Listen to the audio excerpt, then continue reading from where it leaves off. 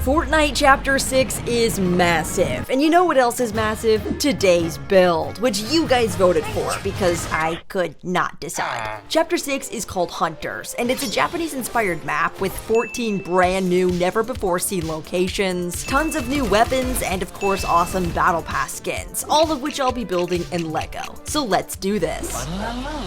This is the Fortnite Chapter 6 map, and I was blown away by its beauty. First of all, I love Japanese culture, and seeing all these new places immediately made this a very difficult choice for me. But thanks to you guys, you made it exceedingly clear that you wanted to see flooded frogs built in LEGO, closely followed by bird. To build flooded frogs, I started out with some base plates, and then outlined a rough sketch of a frog. Also, I've hidden 3 of these LEGO frogs in the build, so see if you can find them. And no, this doesn't count. For this build, I'm gonna need a ton of water, but instead of using studs like last time, I'm gonna use transparent tiles because the pond is teal blue and green. I tried arranging some of these green and blue plates into the pond area by layering light blue and dark blue tiles over top to give color variation to the water, but I didn't like the way this was turning out, so I completely started over. I didn't have round plates that were green, so instead I made these lily pads and placed in little cherry blossoms in the middle, and this looked a lot better. There's even koi fish in my pond. Fancy. Next, I tried to build the frog statue, starting with this semicircle piece and an arch. And about an hour and a half later, I finally figured out how to make it look a little more like a frog. Then I added these blue slope pieces to make this waterfall coming out of the frog's mouth, and I really liked how it looks like it's stirring up the pond. Now we need to add in this red railing. However, I seem to be a bit short on red parts, so I went down to the kitchen and checked the fridge, and sure enough, my dairy farm was still in there. So I grabbed that, went back upstairs, and I needed the parts. While I sort that out, let's take a look at this season's Battle Pass. And yeah, I know the price went up, so make sure to use creator code DannyBob when you buy it. Real talk though, in order to build these skins, I'm gonna need some LEGO Ninja parts, which means I'm gonna have to do something I said I would never do. Buy LEGO Ninjago.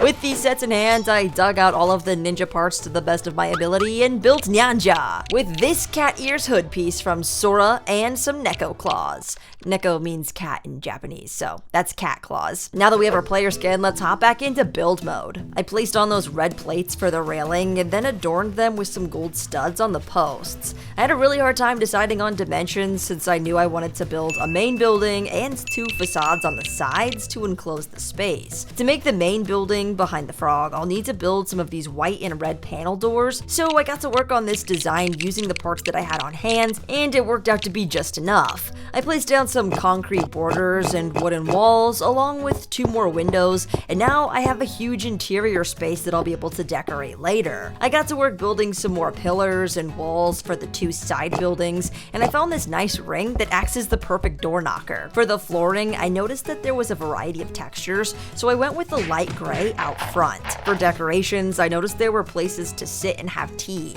so I built this area with some snack and flowers and then beautifully outlined it with teeny tiny 1x1 tiles, finishing off the area in white. Then I placed down all of these planks for the dock alongside the pond. For this other side, I placed in a Japanese style lantern and followed the same pattern by outlining it and then covering the rest of the space in white. For this side of the dock, I found a barrel with fishing rods, some ammo crates on a table, and a bench. So I tiled off the dock with more of these wood planks and added the items in.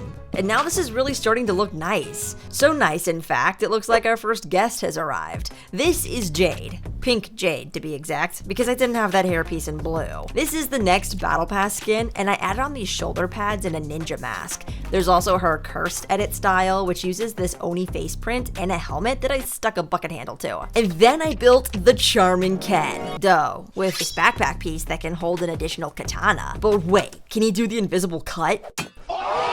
And lastly, I built Hope using this custom hairpiece from my Azula minifigure, and I gave her a ninja mask. And this one looks really good, but they can't just sit around drinking tea all day. They've got a Mojo Dojo Casa House to build. Mojo Dojo Casa House. So I slapped on some black plates at an angle for these fake buildings to make some sort of a roof. I didn't have those 1x1 round pieces to make the tiles on the roof, so I instead grabbed some tiles and gave the roof some texture like this. It's really coming join together, but Hope just got word that some sprites were in danger in the forest. So I built this Oni shotgun using a clip, rod, and a peg leg. Then for Nyanja, I built this Veiled Precision SMG using a candlestick, and for Kendo, I gave him the Hollow Twister Assault Rifle, which comes with the hollow scope, and it's one of my favorite weapons. They made easy work of these bad guys and saved this water sprite, I shall call him Squishy, and he shall be mine, and he shall be my Squishy. Wind Sprite, and Earth Sprite. But if you do find an actual Earth Sprite in-game, you can give it your ordinary weapon and it will spit out a mythic. Here's the Fury Assault Rifle, which uses a headlight brick and a minifigure hand on the barrel. I also built a Sentinel Pump Shotgun and a Twin Fire Auto Shotgun, which was way harder to build and looks a little bulky. I also built this Surgefire SMG, which also uses a headlight brick and a clip on the blaster handle. And I think this one came out really nice. The squad looted up and just in time, because out of the portal came Dago and Night Rose. Dago is the man of 1,000 faces, but right now he looks a little bit more like Jason. And Night Rose is a terrifying puppet master that you can find in the Demon Dojo. But we still have one last skin, and it's Baymax from Big Hero 6. The problem, however, is that LEGO doesn't have his armored version. So instead, I settled on the Samurai Baymax using Garmadon's helmet and this Praetorian Guard body, which looks super good for this edit style. To complete the squad, I added in Drift because his Kitsune mask is perfect for this season. Now take your bets. Which squad do you think would win in a fight? Well, hold on to that thought, because we need to finish off the Mojo Dojo Casa house. Don't question it, just roll with it, tiny baby. For the interior of this building, I slapped on this world map, added in a tatami mat, and a table full of sweets. Then I placed in this table with the rice hat, this really cool looking bookshelf build that uses some sideways techniques and features a treasure map. Then I placed in this weapons rack, a rare chest, and a slurp barrel to finish it off. For the second floor, I built up more of those red and white window panels and walls. Then for the interior, I placed in one of these changing walls that uses some hinges, a wooden bath, and a bamboo plant. Then I placed some chests in the attic, and finally finish it off